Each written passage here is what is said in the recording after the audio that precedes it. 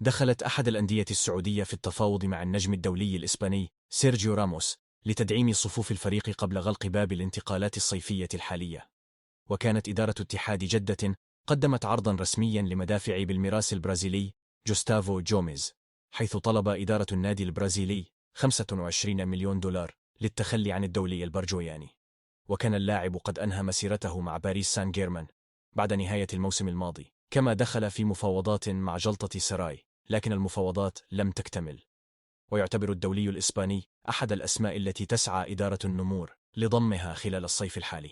على هذا تجاوب رامو مع إدارة الاتحاد التي تضع الإسباني كخيار أول لتدعيم خط الدفاع، وتسعى إدارة النمور لإنهاء الصفقة خلال 72 ساعة القادمة.